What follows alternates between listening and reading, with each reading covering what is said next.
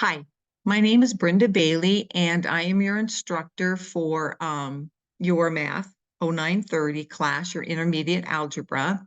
I'm trying to get back to the screen I had. No, oh, there we go. Okay, so what we're going to do is I'm going to go through the syllabus right now.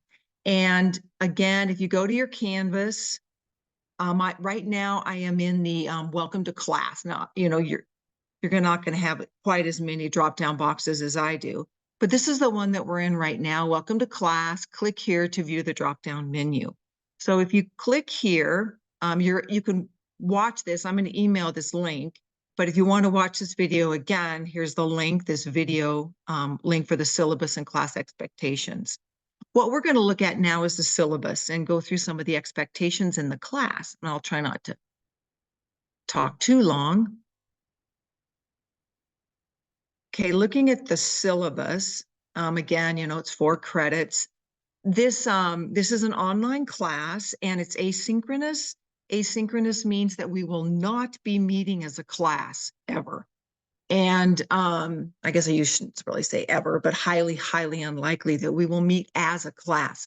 What you do is I have videos, lesson videos. You watch the lesson videos, you do the homework.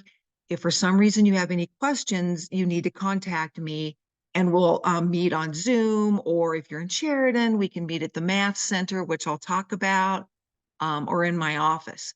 So asynchronous just means we're not going to meet together. I do have an office, W206, but I am an adjunct, so I have other jobs and I'm just part-time. So I'm not there very often. You'll have to contact me if you want to meet in the office. This is my cell. You can text, which is great. If you have questions, you can also email. All right, and here's my email link as well. And it's also on that front page, that home page of the Canvas Hub, your shell there is my email. Now, I have here the office hours to be announced, and I do need to change that because I do now know when I will be in the Math Center, and I'll tell you, and then I'll change it. But the Math Center, I'm there on Tuesdays and Wednesdays from 11 to noon. And Tuesdays and Wednesdays, 11 to noon. It's just drop in, no appointment. You can just, if you need help and you're free, come on in. Otherwise, the Math Center, there's other instructors that are in there, and you just drop in and they will help you with my math class if you need it. It's a great resource. So I highly recommend that you do use the Math Center. Where is the Math Center? The Math Center is on the 2nd floor of the Whitney building, and it's over kind of by the offices where the math teachers have their offices, but it's one of the rooms that's next to the stairs. All right, so if you kind of go up the stairs, turn right, and you can find the Math Center. It's right there by the stairs. Okay, let's see. Again, I have all of my lessons are on YouTube.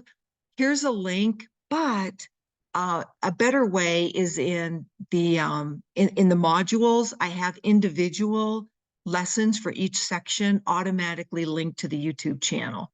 So you probably won't need this one. If we do decide to meet on Zoom, here's my Zoom link. If for some reason you can't find this one, I can email you the Zoom link to my Zoom room. Now, next, you can look at this description, purpose, format is online, prerequisites. Here's some math competencies. I may have to change this beginning wording right here just to match the colleges because they're changing that, but it really won't change as far as what we're going to be talking about. Now, again, academic honesty statement. It's an education is as good as you make it. So if online classes, it's pretty easy to have somebody do the homework for you. But when you get into your 1400 class, which most of you will take next, it might be kind of hard to pass. We will talk about everything a little bit of everything that you'll find in your 1400 class. So I'm giving you a foundation for 1400 is what I'm doing. So if you understand all the concepts we're going to do in this class, it makes 1400 that much easier.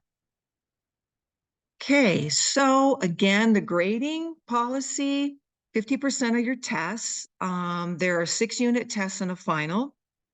and all of those are worth 50%. The final's worth the same as another test.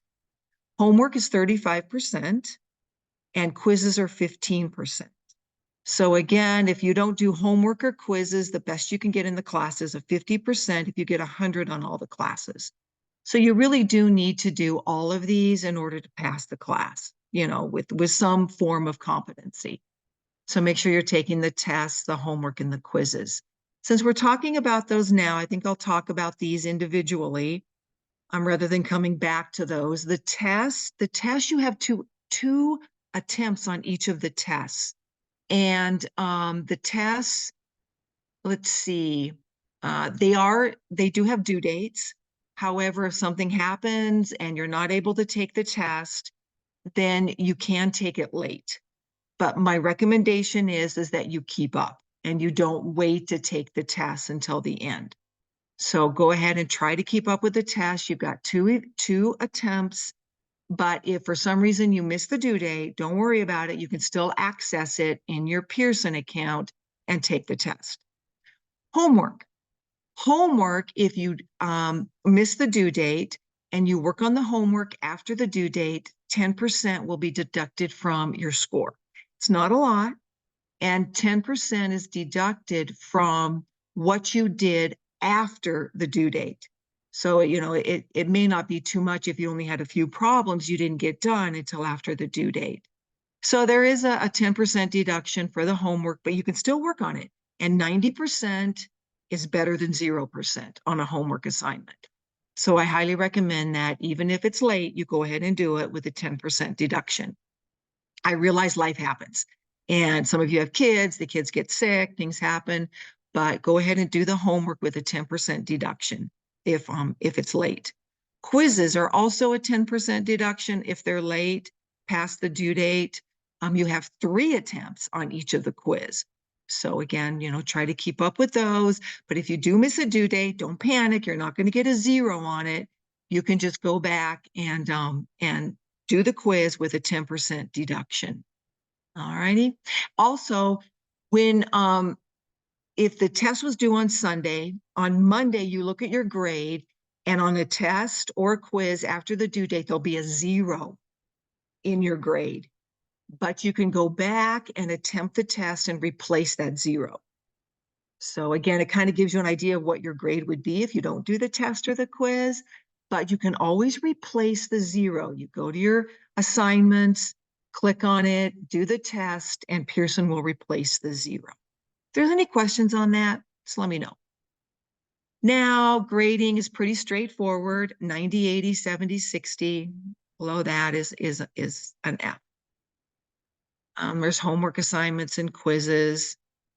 The textbook. Oh, I'm going to go back up and talk about the textbook here in a second and what's required.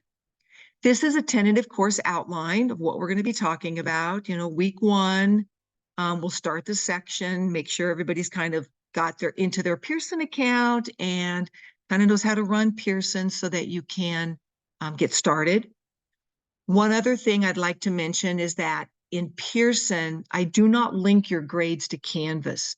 So some of you may try to find your grade in Canvas, but you won't find it in Canvas. You have to go to Pearson, and I'll show you how to find your grade in Pearson in another video on how to use Pearson MyMathLab. But don't expect to find your grade in the Canvas. And I will talk about what I use Canvas for also in another video in this drop-down box.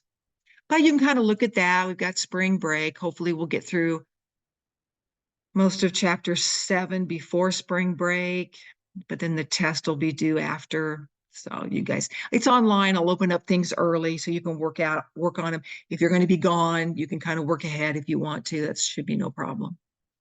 And let's see. Okay, so you can kind of look at that tentative. It's not set in stone, but it gives you an idea of what we'll be talking about in what section. I'd like to go back up to the materials for the class.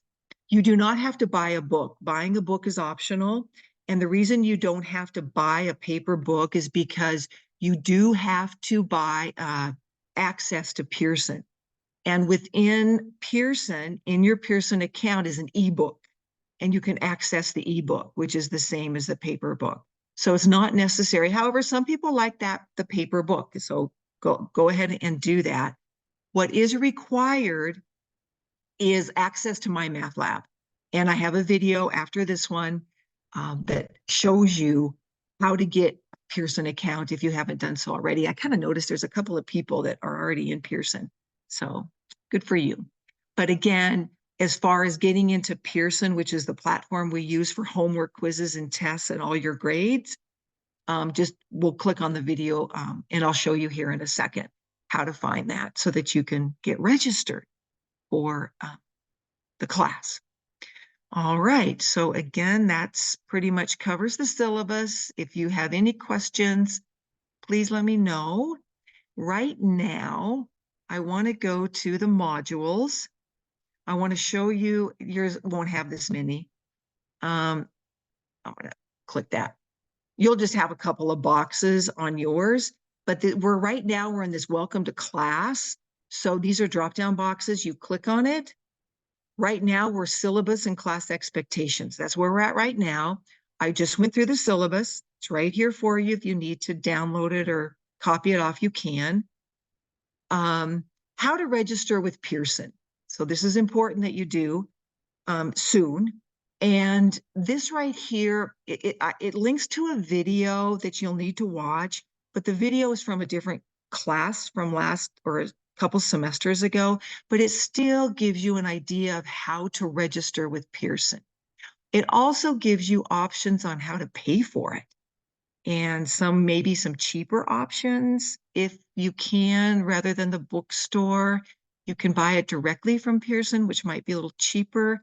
But those of you that have scholarships or financial aid may need to use the bookstore, and that's fine. But this kind of gets you started. It also talks about this handout right here in the video. And this is our course ID. This is the course ID.